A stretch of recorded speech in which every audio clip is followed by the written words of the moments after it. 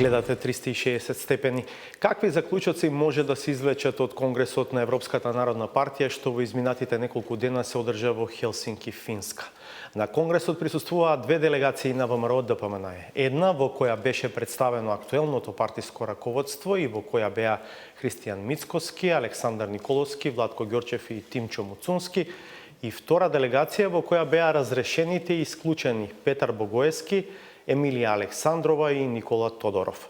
Впечатливо е тоа што председателот на ИПП, Европската народна партија, Жозеф Дол, во Хелсинки се сретна со делегацијата на исклучените, но не и со актуелното раководство на ВМРО ДПМНЕ. Во пораката на Фейсбук, Дол порача дека сите закани до пратениците и членовите на ВМРО ДПМНЕ што ги поддржаа уставните измени мора да запрат и дека, иако е свесен за ограничувањата на договорот од Преспа, сепак тоа е многу важен чекор за исполнување на евроатлантските аспирации на земјава и незиниот народ.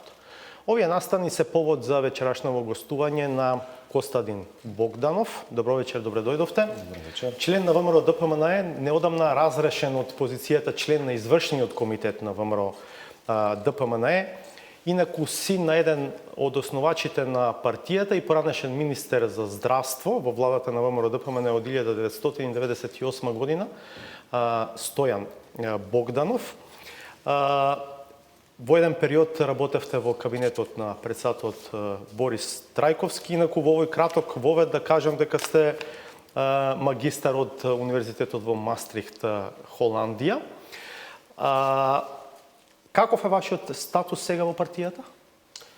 Сега во моментов сум член, активен член на партијата, ВМРО ДПМНЕ.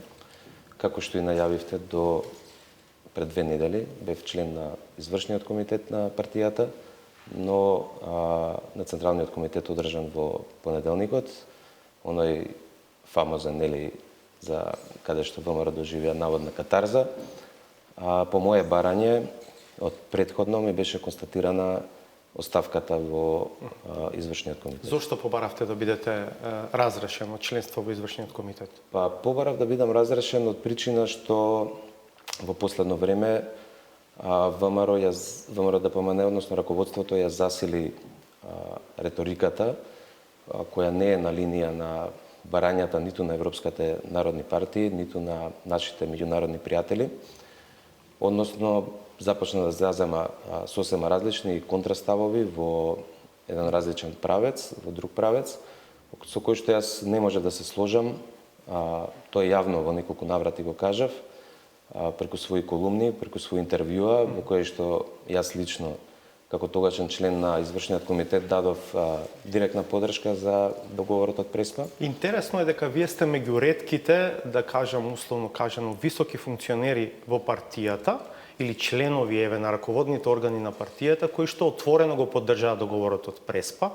Имате ваши партиски пријатели, другари кои што очигледно се на линија дека ова што го прави сега ВМРО ДПМНЕ не е добро и дека застранува од својата прозападна ориентација, но не беа храбри како вас да го поддржат договорот од Преспа. Се согласувам, меѓутоа во сите нивни и во нивните изјави, колумни, јавни настапи, и тие потенцира дека во ред договорот не е добар, меѓутоа подобар договор не може да имаме. И од тие причини и тие гледаат дека практично овој договор е единствена авенија, единствен пат кон отворање на портите на Европската унија и НАТО и секако за подобар стандард на граѓаните. И вашето име се спомнуваше меѓу оние што требаше да патуваат во Хелсинки на Конгресот на Европската народна партија, но на крај вие не отпатувавте таму. Зошто? Така, јас не отпатував од објективни причини, бидејќи имав некои обврски кои не можев објективно да ги одложам за неколку дена, бидејќи поканите од председателот Жозеф Дол стигнаа во петокот вечерта. И за мене беше доста тешко. Има многу шпекулации за тоа дека сте ги лобирале до последен момент и така натаму, дека овие што беа во Хелсинки имале беџови на, не знам, младинци и така натаму, дека практично се било вонредно, како да кажам. Значи, дури нас не изненадија на некој начин, не бе искрено ви велам, и затоа и не отпатував во Хелсинки, бидејќи не може да се реорганизирам за неколку дена. Мене лично барем изненади поканата која ми стигнала петок вечер по мејл, директно подпишана од председателот Жозеф Дол, во која што ни покани да учествуваме на конгресот и при тоа да имаме неколку заеднички средби со него и со останати функционери од ИПП.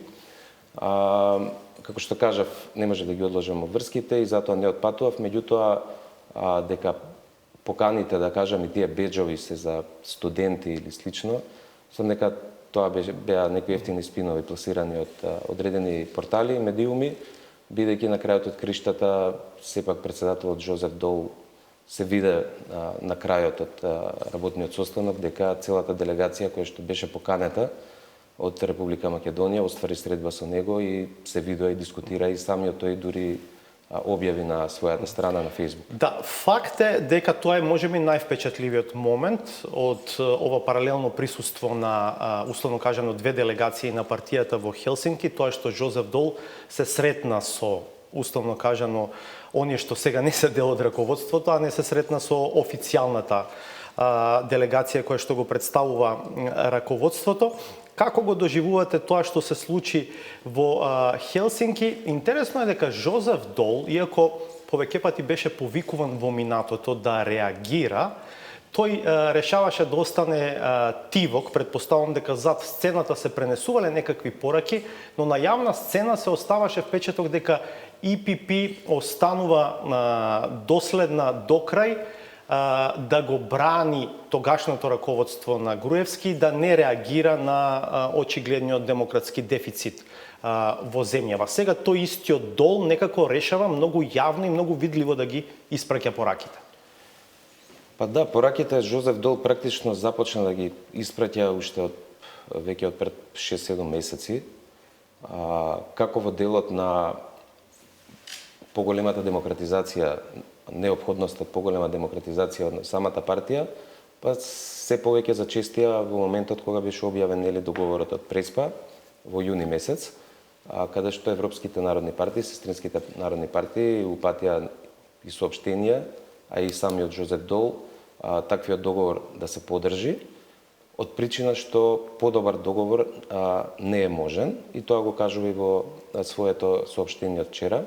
И практично најголемата забелешка по мене вака од европските народни партии кон раководството, моменталното раководство на ВМРО-ДПМН е две причини.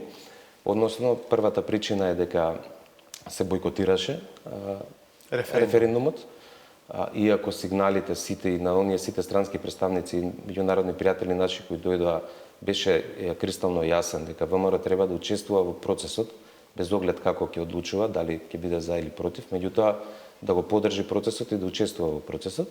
И втората забелешка беше што од раководството на ВМРО беше пуштен, јас би рекол, спин, исто така, во тоа време, дека доколку ВМРО дојде на власт и доколку овој договор пропадне, дека ВМРО-ДПМН заедно со Мицотакис, бидејќи се претпоставува дека тој ќе победи, ќе бидат во состојба да направат далеку поповолен договор за Република Македонија, што апсолутно и врвот од европските партии, од сестринските партии, тоа го свати како лага. Да, дали бевте во контакт со некој од представниците на партијата во Хелсинки? Ви принесува ли дел од атмосферата таму?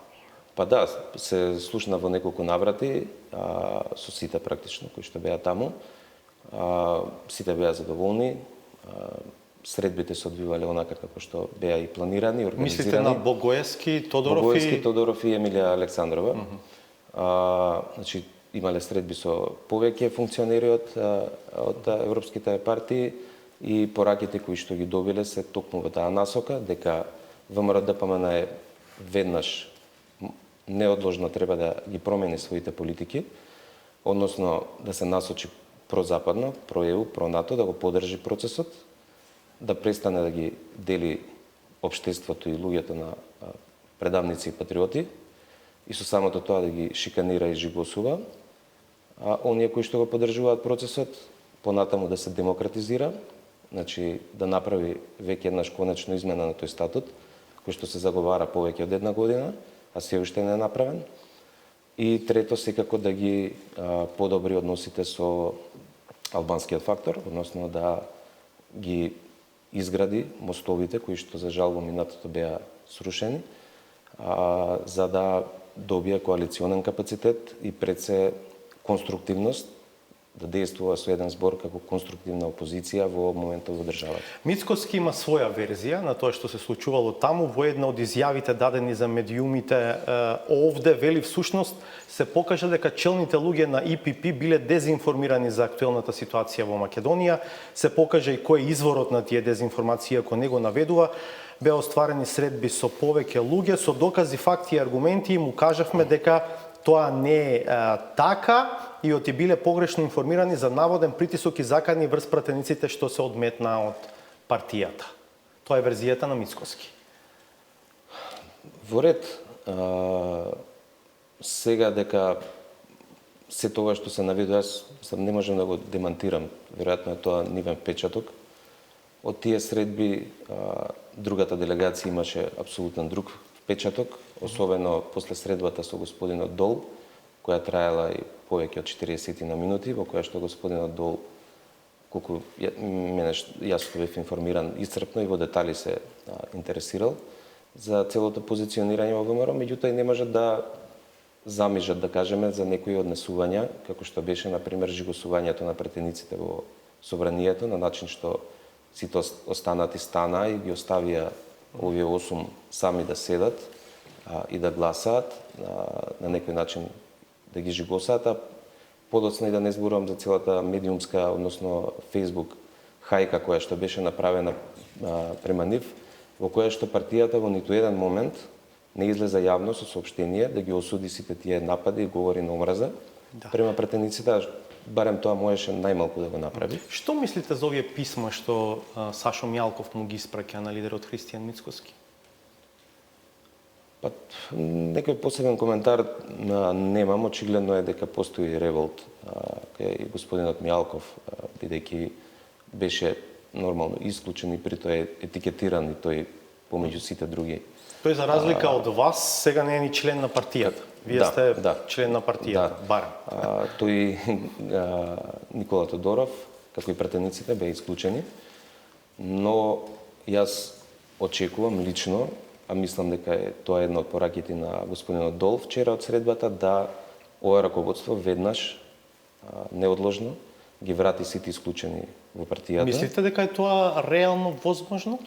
Па јас мислам дека е возможно и дека треба да се случи доколку сакаме вистинско обединување на ВМРО, вистинска демократија внатре, значи треба да се седне на маса, да се разговара, да се вкрстат сите аргументи. Вие како реформатори му дадовте шанса на Христијан Мицкоски, верувавте дека тој може да ја демократизира партијата и да ја врати на едно ниво кое што ќе биде доволно на некои следни избори за да победи. Сега ова што го велите, возможно е да бидат вратени пратениците назад. Верувате дека на вистина ВМРО под ова раководство е возможно да им се врати на тие некакви изворни вредности за кои што вие велите дека се типични за партијата?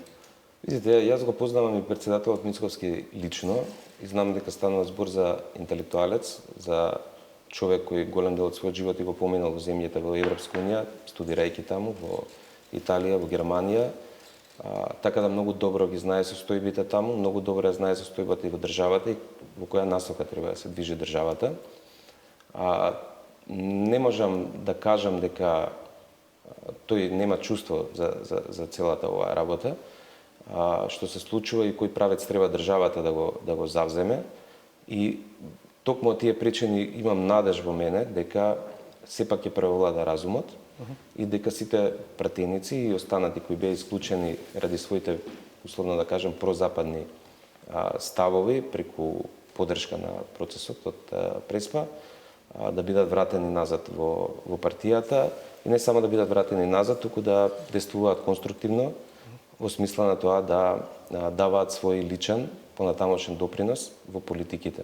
Она што е битно во овој момент е пред се дека ВМРО ДПМНЕ, односно раководството, мора да ги смени политиките кои што ги има, за што подобро да биде покорисно и, како да кажам, опозиција која што е со свој интегритет и со своја цел впрочем тоа го побара и самиот дол вчера. Да. Дали ова значи дека не може на некаков краток или среден рок да се очекува некаква мобилизација на овие луѓе кои што се незадоволни или мислат дека партијата оди во погрешна насока во смисла на официализирање на некаква иницијатива за евентуални промени во партијата? За сега мислите дека треба да му се даде шанса на раководството?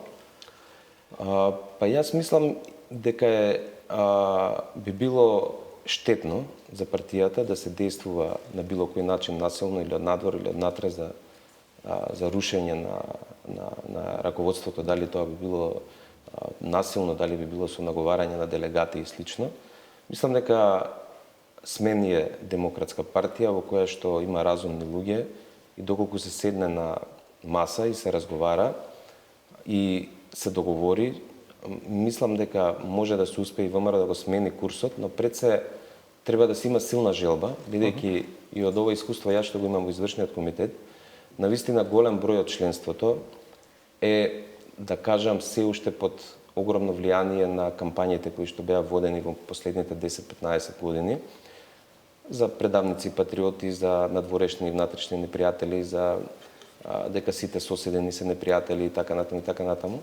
Сакам да кажам дека раководството, и тоа не само највисокото, туку и општинските раководства на пониско ниво, мора да работат со членството, да им ги објаснат фактите, да им објаснат дека сето тоа што било пропаганда во последните 10-15 години, најголем дел се невистини и дека Македонија треба да напредува, треба да оди напред и сето тоа треба да им се објасни во детали. Што очекувате дека ќе се случи со договорот од Преспа? Очекувам дека ќе помине во втората фаза, апсолутно. Не, дали до крај мислите дека ќе се завршат уставните измени? Да, мислам дека ќе се заврши, тоа е веќе патот е трасиран. Лично мене тоа многу ме радува. Сметам дека со договорот од Преспа, со влезот во ЕУ и НАТО, тоа ќе представува една катарза за самата држава во сите полиња, и во правосудството, и во образованието, и во здравството, во сите полиња, и дека не очекувам многу напорна работа, но она што е добро е дека го фативме правецот, се движиме во вистинскиот правец, а кога ќе стигнеме на целта, зависи само од нас. Благодарам што вечера бевте дел од 360 степени. Благодарам и на вас за поканата.